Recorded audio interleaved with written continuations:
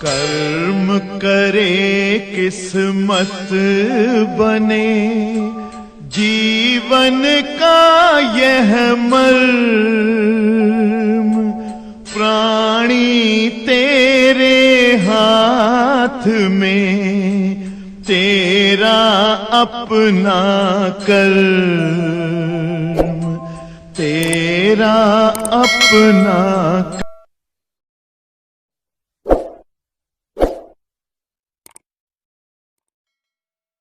प्यारे बच्चों, हम लोगों ने जैसा कि पढ़ा, अगर कोई खोखला गोलीय कांच हो और उसके किसी टुकड़े का एक तरफ का पृष्ठ मर्क्यूरिक ऑक्साइड से कलई कर दिया जाए तो उस जो है आकृति या उस वस्तु को हम दर्पण कहते हैं। अगर जो है खोखले गोली कांच के किसी टुकड़े का एक तरफ का भाग कलई कर दिया जाए तो यह आकृति या वस्तु दर्पण कहलाती है। अगर यहीं दर्पण के बारे में आपको बताए हुए हैं कि दर्पण में जिस तरफ या जिस फेस पर, जिस पृष्ठ पर परावर्तन की घटना होती है वह पृष्ठ परावर्तक पृष्ठ कहलाता है। और परावर्तक पृष्ठ के आधार पर दर्पण जो है आपको समझाए हैं, 3 प्रकार थे: समतल दर्पण, अवतल दर्पण और उत्तल दर्पण। और ये तीनों दर्पण जो भी है साची जी, तो जैसा कि जान रहे हो आप दर्पण के बारे में कि दर्पण जो है परावर्तक तल के आधार पर 3 प्रकार के होते हैं: अवतल दर्पण, उत्तल दर्पण और समतल दर्पण। तो यहाँ जरा काम की चीज बता रहे हैं, ध्यान दीजिए। दर्पण जैसा कि जो है हमारी दीपिका ने समझा दिया कि दर्पण परावर्तक तल के आधार पर कई प्रकार के हैं, देयर आर 3 प्रकार के दर्पण परावर्तक तल। तो समतल दर्पण कोई बोलेगा नहीं, अवतल दर्पण और उत्तल दर्पण। समतल दर्पण, अवतल दर्पण और उत्तल दर्पण, इन तीनों दर्पण की पहचान की जाती है या समझो कि इन तीनों दर्पण की विशेषताएं अलग अलग होती हैं। तो सबसे पहली विशेषता में यहाँ देखो फोकस दूरी। सभी बच्चे ध्यान देंगे कि समतल दर्पण की फोकस दूरी यह बहुत ज्यादा होती है, अनंत होती है। और मिस उनेसा जी, अवतल दर्पण की फोकस दूरी <0 माने ऋणात्मक होती है, 0 से छोटी होती है। माने अवतल दर्पण की फोकस दूरी कैसे होती है बेटा? माइनस में। जबकि उत्तल दर्पण की फोकस दूरी <0 मतलब 0 से बड़ी धनात्मक होती है लेकिन अनंत नहीं होती, अनंत से बहुत कम होती है। तो अब वक्रता त्रिज्या, तीनों ही दर्पण की वक्रता त्रिज्या की कहानी बड़ी ऐसी है कि वक्रता त्रिज्या समतल दर्पण में भी अनंत होती है, इसमें ऋणात्मक होती है 0 से छोटी, और उत्तल दर्पण की वक्रता त्रिज्या 0 से बड़ी धन वैल्यू में होती है। एक और डिफरेंस बड़ा खूबसूरत सा है रेखीय आवर्धन का। सभी ध्यान से देखिए, रेखीय आवर्धन का बड़ा खूबसूरत टॉपिक है कि समतल दर्पण का रेखीय आवर्धन हमेशा +1 होता है। समतल दर्पण का रेखीय आवर्धन क्या होता है हमेशा? +1। समतल दर्पण का रेखीय आवर्धन हमेशा धनात्मक 1 होता है। और उत्तल दर्पण का रेखीय आवर्धन <1 +1 से छोटा और 0 से बड़ा, माने ऋण में नहीं होता। 0 से बड़ा और +1 से छोटा, 0 और 1 के बीच में होता है। किसका रेखीय आवर्धन? लेकिन अवतल दर्पण का रेखीय आवर्धन, ध्यान देना जानकारी हो, अवतल दर्पण का रेखीय आवर्धन -1 होता है और अवतल दर्पण का रेखीय आवर्धन -1 से छोटा, -1 से बड़ा सब होता है। -1 से बड़ा भी होता है, -1 से छोटा भी होता है। इधर क्लियर? तो ये खासियत जानते रहो, क्योंकि वाइवा करते समय टीचर फंसाते हैं, पूछ लेते हैं। अब बच्चों, परावर्तक तल का भी डिफरेंस है। परावर्तक तल आप जान रहे हो, समतल दर्पण का परावर्तक तल समतल होता है, लेवल पे एकदम। अवतल दर्पण का अंदर की ओर धंसा हुआ, अंदर की ओर धंसा हुआ परावर्तक तल होता है। और उत्तल दर्पण का उभरा हुआ परावर्तक तल होता है। कोई डाउट? नितेश समझ में आ रहा है बेटा? ध्यान से देखते रहो बराबर जो है आप। अब उसके बाद एक और खासियत प्रतिबिंब की भी। तीनों दर्पण अलग अलग टाइप का आलोक प्रजापति प्रतिबिंब बनाते हैं। तो गौर से देखिए जरा। प्राप्त प्रतिबिंब, प्यारे बच्चों, प्रतिबिंब इन दर्पणों से कैसा मिलता है? खास बात, प्रतिबिंब की खासियत ज्यादा देखना है। तो देखो, समतल दर्पण से सीधा प्रतिबिंब बनता है। कैसा? सीधा। आभासी प्रतिबिंब बनता है। कैसा? आभासी। और वस्तु के समान आकार का बनता है। ये किसकी कहानी है? 1 2 3 कहानी है प्रतिबिंब की। किस दर्पण से? समतल दर्पण के द्वारा बना वस्तुओं का प्रतिबिंब समान आकार का, आभासी और सीधा होता है। और बेटा, उत्तल दर्पण से वस्तु का प्रतिबिंब सीधा बनता है, छोटा बनता है और आभासी बनता है। ठीक है? लेकिन अवतल दर्पण से जो प्रतिबिंब है सीधा भी होता है तो बड़ा होता है और आभासी होता है। सीधा बड़ा आभासी बनता है, छोटा भी बनता है, उल्टा भी बनता है, वास्तविक भी बनता है और वस्तु के समान आकार में भी बनता है। 3-4 कंडीशन याद आ रही है? तो बच्चों, ये दर्पणों के चाहे कह दो अंतर है, तीनों दर्पणों में चाहे कह दो दर्पणों में जो है भिन्नताएं हैं।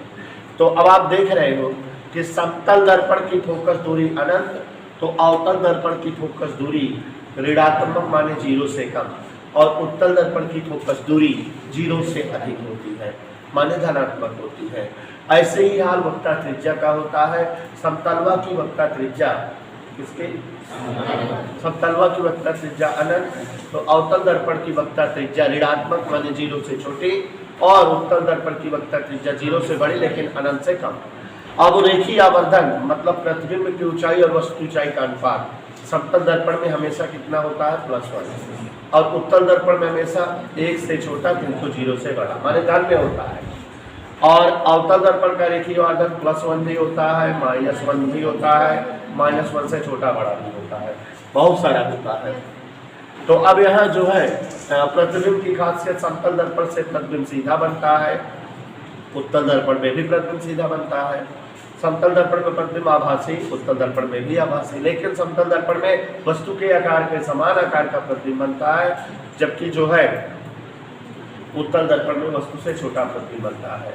परावर्तक तल समतल दर्पण का लेवल में होता है, अवतल का अंदर की ओर छपा हुआ और उत्तल का उभरा हुआ। और अवतल दर्पण से प्रतिबिंब वस्तु के आकार के बराबर ही बनता है, उल्टा बनता है, वास्तविक बनता है, वस्तु से छोटा भी बनता है, वस्तु से बड़ा भी, सीधा भी, आभासी। 6 कंडीशन थी, 6 इसमें आ गई है। और बच्चों, इसी के आधार पे हमने आपको बताया था कि दर्पण की पहचान ऐसे ही कर सकते हो। तो दर्पण की पहचान के 2 तरीके बताए थे उनेसा जी। पहला तरीका बताए थे प्रतिबिंब देख कर, माने किसी भी दर्पण के सामने वस्तु रखो और उसका प्रतिबिंब देखो कैसे बनता है। तो जिस वाले गुण का प्रतिबिंब रहे वह दर्पण वही होगा। जैसे एक दर्पण लिए, इसके सामने वस्तु रखे, वस्तु को दूर करते चले जा रहे हैं या पास करते चले आ रहे हैं दर्पण के, लेकिन इस दर्पण में वस्तु का प्रतिबिंब सदैव छोटा, सीधा, आभासी ही रहता है। इसका मतलब ये दर्पण उत्तल है। और अगर इस दर्पण के सामने वस्तु रखे, दूर करे प्रतिबिंब को, वस्तु को, या पास लाए, लेकिन प्रतिबिंब हमेशा सीधा और बराबर बने, इसका मतलब ये कौन सा दर्पण है? समतल। और अगर वस्तु को दर्पण के सामने रखें, प्रतिबिंब बड़ा सीधा रहे, दूर करते जाए उल्टा वास्तविक बनने लगे, तो इसका मतलब हर तरह का प्रतिबिंब बन रहा है, माने ये कौन सा दर्पण है? अवतल। तो प्रतिबिंब देख करके दर्पण की पहचान हो जावे है। ऐसे ही आप समझ रहे हो कि अगर हम जो है परावर्तक तल देखकर भी प्रतिबिंब की पहचान करते हैं। क्या देख करके?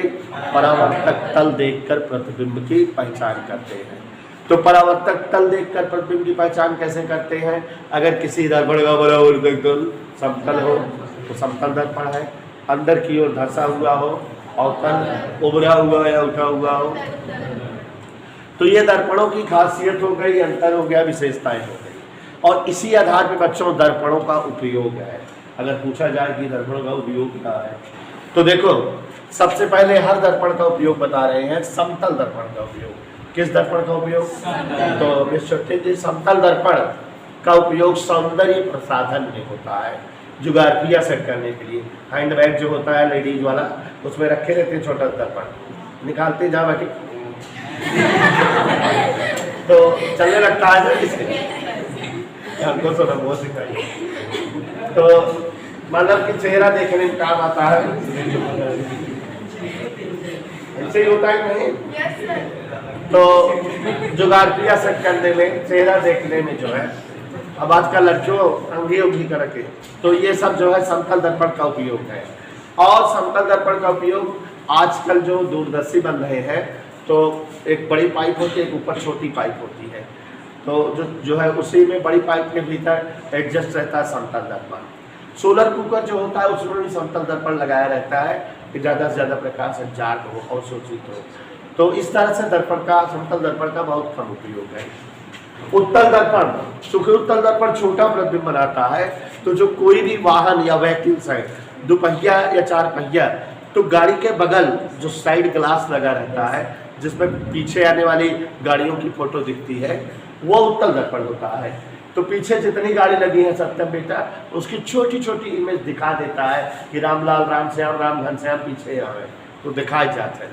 ठीक है, तो उत्तल दर्पण का उपयोग पीछे वाले वाहनों को देखने के लिए ड्राइवर के बगल साइड ग्लास के रूप में लगा होता है। इधर तो ऐसे ही हमारे उत्तल का उपयोग है और समतल का। बट देयर आर वेरी ज़्यादा उपयोग ऑफ अवतल दर्पण। अवतल दर्पण का उपयोग बहुत ज़्यादा है, क्योंकि अवतल दर्पण के नज़दीक अगर कोई वस्तु रखो तो ये उसका बहुत बड़ा प्रतिबिंब बना देता है। इस गुण का इस्तेमाल करके जो नाक, कान, गले के डॉक्टर होते हैं, नाक, कान, गले के, वो जो है इस दर्पण का उपयोग करते हैं। कहते नहीं मुखर कराते हैं, दर्पण लगा देखते हैं तो अंदर जो चोट वोट या घाव हो रहता है उसका बड़ा सा फोटो दिखता है, तो उसको कायदे से जो है सुई डाल के साफ कर लेते हैं। तो माने डॉक्टर के द्वारा नाक, कान, गले आदि की जांच करने में अवतल दर्पण का प्रयोग होता है। युक्त किए वस्तुओं का बड़ा प्रतिबिंब बनाता है, तो घाव अच्छे से दिखता है, सफाई उफाई कर दिया जाता है मलम्मत। तो ये जो है अवतल दर्पण का बड़ा भयानक प्रयोग है। और बेटा अवतल दर्पण किरणों को अपसरित करता है, तो इसलिए उन्हें से ध्यान सुनना। जो गाड़ियों की हेडलाइट है क्या, या जो सर्च लाइट है, सर्च लाइट देखे हो, जो पिक्चरों में आदमी एक ऊंचाने पे बैठा रहता है और इसे लाइट फेंकता रहता है, या जेल होल में अगर गए हो कभी तो ऊपर से फेंकता है, जागते रहो तो दूर तक रोशनी जाती है, या ट्रेन की जो हेडलाइट है उसकी दूर तक रोशनी जाती है। तो वहाँ जो हेडलाइट होती है, सर्च लाइट हो, ट्रेन की लाइट हो, वाहन की हेडलाइट हो, सब में आगे की ओर अवतल दर्पण सेट कर देते हैं, ब्लैक कर देते हैं कि अंदर से अवतल दर्पण हो जाए। तो जब उस पर प्रकाश पड़ता है तो उसको अपसरित कर देता है, माने दूर तक जो है प्रकाश चला जाता है। कभी कभी लोग परेशान करने के लिए क्वेश्चन करते हैं कि किसी ट्रक में सबसे बड़ी चीज़ क्या होती है, तो लोग सोचने लगते हैं कि टायर कहीं फलाना डिब्बा का, गंदी बात। उसकी हेडलाइट का प्रकाश, क्योंकि जितना दूर तक हेडलाइट का प्रकाश जाता है उतना ट्रक में कोई चीज़ नहीं है बड़ी, है ना।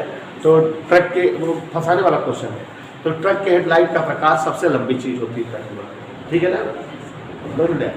तो कहने का मतलब अवतल दर्पण का उपयोग सर्च लाइट, ट्रेन की हेडलाइट, वाहनों की हेडलाइट में जो है किया जाता है प्रकाश दूर तक फैलाने के लिए। ओके, अवतल दर्पण मेरी ज्यादा उपयोग। अवतल दर्पण का एक और बहुत भयानक उपयोग आजकल स्टार्ट हो गया है। पहले जो है जो दूरदर्शी बनाए जाते थे, माने पुराने जमाने में जो दूरदर्शी में जो अवदृश्यक वस्तु के सामने रखा जाता था, जो वह उत्तल लेंस का प्रयोग किया जाता था।